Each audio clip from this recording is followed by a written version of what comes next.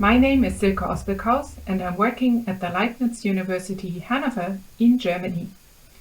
I'm an experimental, atomic and molecular physicist, and my group is doing their experiments in the east wing of our main building.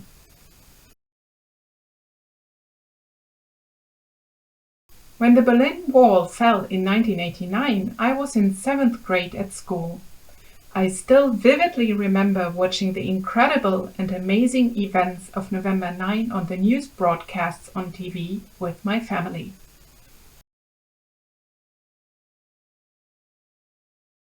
In the background, you can now see one of my laboratories. In the laboratory, we are working with a lot of optics, electronics, and with lasers.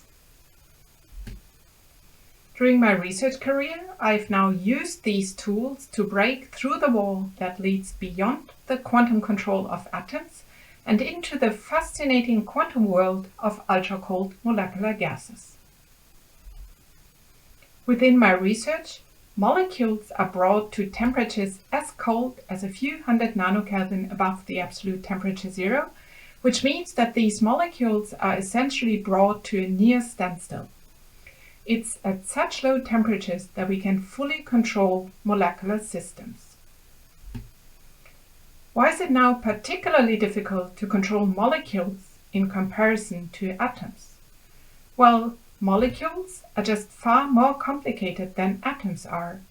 In particular, molecules have additional quantum degrees of freedom.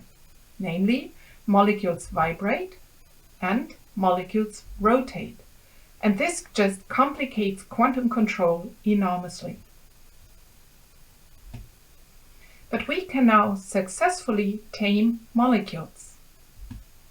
How does this work? Well, we first tame two different species of atoms and prepare the atomic systems at ultracold temperatures.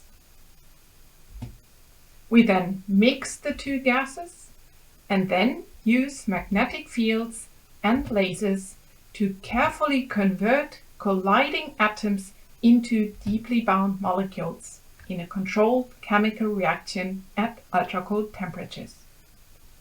The enormous binding energy of the formed molecules, which corresponds to a temperature of about 10,000 Kelvin, gets carried away by the light which steers the chemical reaction.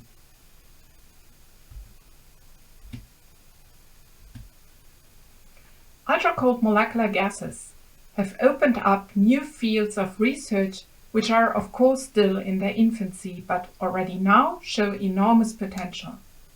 We can now study true quantum chemistry and have already studied quantum effects in chemical reactions that have been hidden at higher temperature. Also, the molecules with their intriguing interactions can now be used to study and create novel materials and maybe even used as qubits for quantum computing.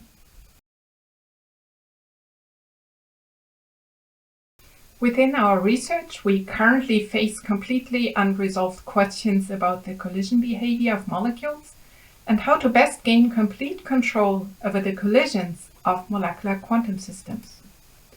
The more longer-term question is whether full quantum control can also be pushed from diatomic to polyatomic molecules and to those molecules that cannot be prepared by means of a controlled chemical reaction starting from quantum-controlled atomic clouds.